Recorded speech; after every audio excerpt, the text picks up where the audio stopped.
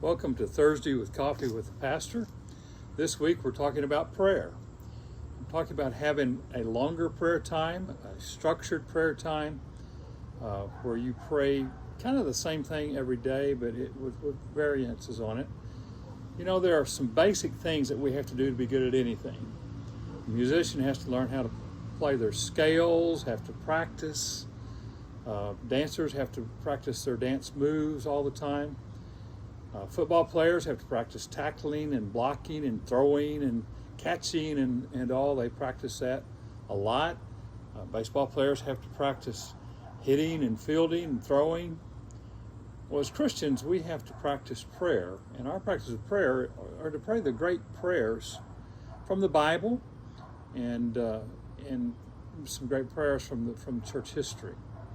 And so this week I'm kind of showing you how I pray. A lot of mine is praying through Scripture.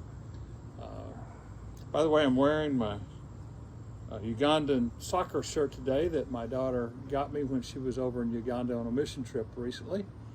And so I thought you would want to see that. But I've talked this week about, first of all, getting dialed in with and focused on God, and gave you some scriptures and some ways to pray to do that.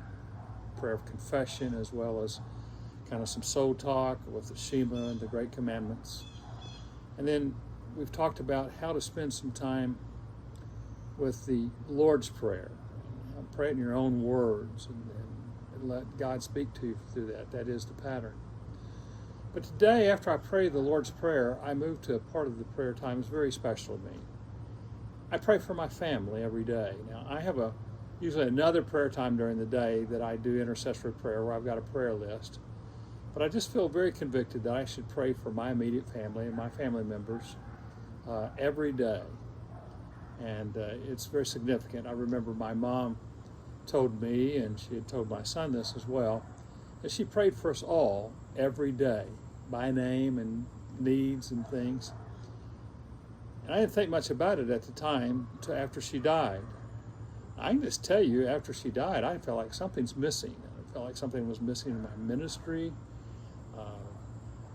I didn't feel like there was a power in my preaching like I had before. I felt had more critics than I'd ever had, and people fighting my ministry more than I'd ever had.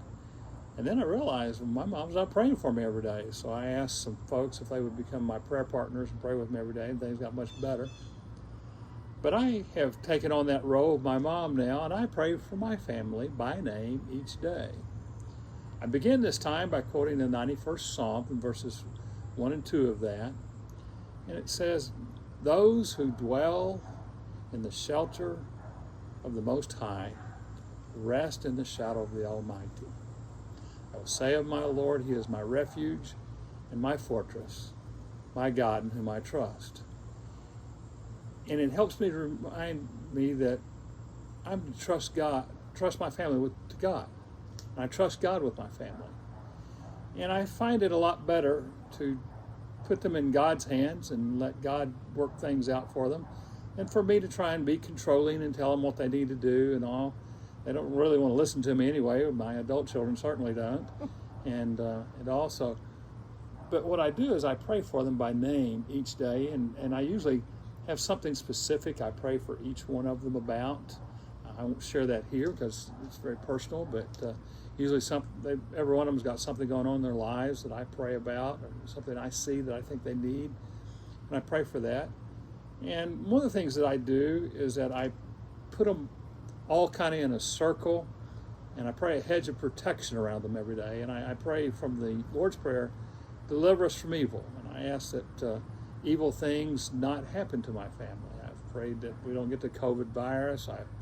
I pray that they'll be safe from people who would do evil things to them. And so I pray for protection for them. I also pray for their needs. I pray for a blessing for them each and every day. I believe you'll find it a blessing in your prayer time if you'll take some time and structure some time to pray every day for all your family members. I encourage you to do that, and God's blessings on you today.